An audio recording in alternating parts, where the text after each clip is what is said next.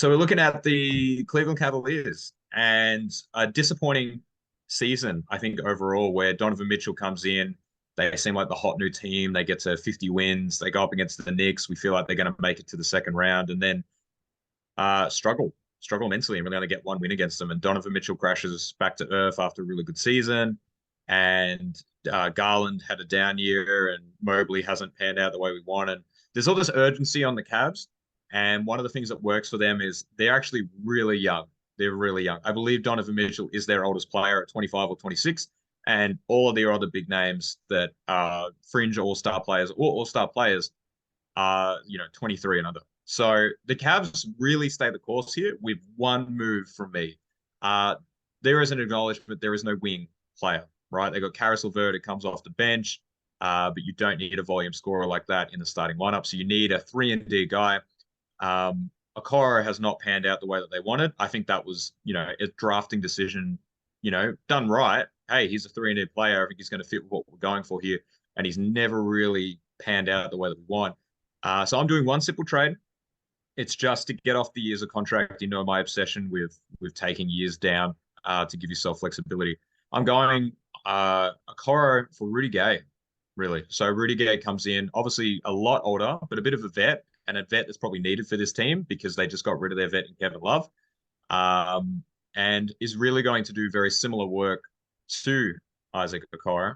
And then they run it back. But I can already see that you have something to say about this, so off you go.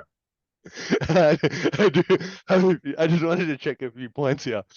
One, you are aware Rudy Gay is 36 years old, right? Yep. Two, you have to realize, you probably do realize that Rudy Gay does not do the same thing as Isaac Okoro. Yep. So your goal here is to trade this young prospect that hasn't fully maybe blossomed for Rudy Gay, who's going to sit on the bench and do nothing. He gets to sit next to Rubio. I think your talent evaluation is questionable, and it actually links back really nicely to that Orlando Magic video we did. Because maybe that's why you're an Orlando Magic fan, is that your talent evaluation's poor.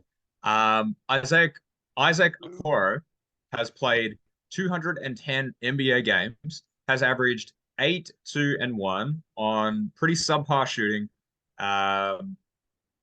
He has not done much in his career. His PER is 6 below league average. I'm not saying that he has done much in his career. I'm saying that Rudy Gay at 36 years old is not going to give you anything more than what Okoro has given them in 200 games at the Cavs.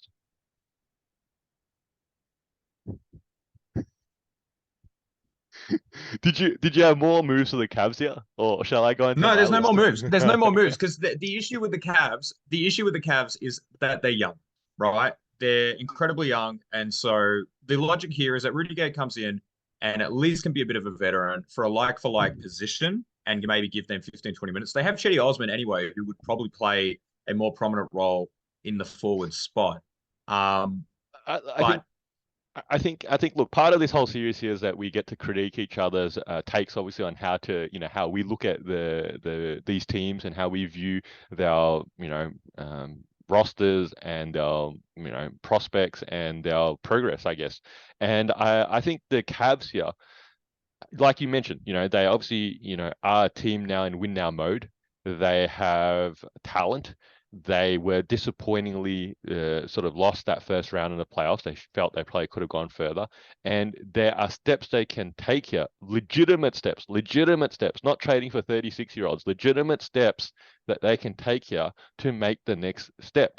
All right. I think the first one here, I think they need to look at is they probably need to go, well, firstly, Donovan Mitchell probably needs to realize that, hey, look, I am a superstar. Absolutely. All right. He averaged, I don't know, nearly 30 points a game, wasn't it, last year? And he, had a great year and was stood out as a leader as the Cavs coming over from the Jazz. And he's definitely got that potential. But I think he needs to cede some of his offense to his teammates. Okay, I'm not saying that he's going to suddenly turn into John Stockton or anything like that. Okay, but I think he needs to be able to go, all right, 25 points a game is okay for me.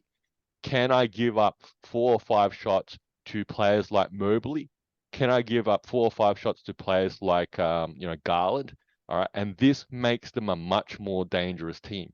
All right, I think that's something that they need to look at internally. That how can they spread the shot load around and the offense load around from not just Mitchell. He's such a offensive centric player here that he's a talent. Don't get me wrong, okay, but can you spread the offensive load? Two, you mentioned this to an extent. They're a very young team. They do have a couple of vets that don't really play many minutes. I think Rubio obviously sits on the bench for them. He doesn't play too many minutes. And CD Osman now doesn't really has that much much production nowadays. Okoro, like you mentioned, has been playing a little bit of a disappointment. So I'm saying look at signing a free agent like Joe Ingles.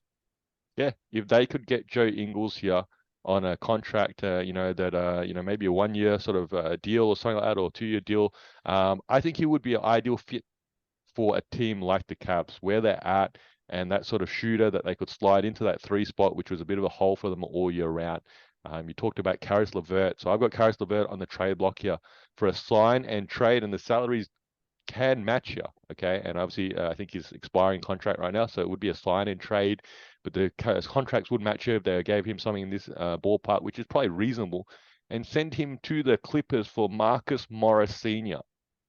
And I think again, that again bolsters their 3 spot. He can slide anywhere from the to the 4 spot as well, and gives them that sort of veteran presence. That's again that sort of really hard nosed, gritty sort of go to work sort of player. There's a few of those guys around the league there that I think every team that loves to have. And I think the Cavs could really do that. They folded a little bit easily, probably in the first round there. You need that little bit of nastiness that, hey, we're falling down a little bit in this hole here. We gotta, get out there and get in the other team's face a little bit. Try and change the narrative of this sort of game and this series playing out. So look, I think Marcus Morris Sr., Joe Ingles, if you could add them to the Cavs here and give up Caris LeVert, gives them the next step and a much more positive step than trading for a player that's about to retire. That's my opinion. This is Two Guys with Spare Time. I'm Fowles, this is Nick. You're probably a basketball fan like us, so hopefully you can throw us an assist and giving our video a like and subscribing to our channel. And if you got thoughts, feelings, or even some suggestions, please put them down in the comment section below. And thank you for using your spare time to watch us in our spare time.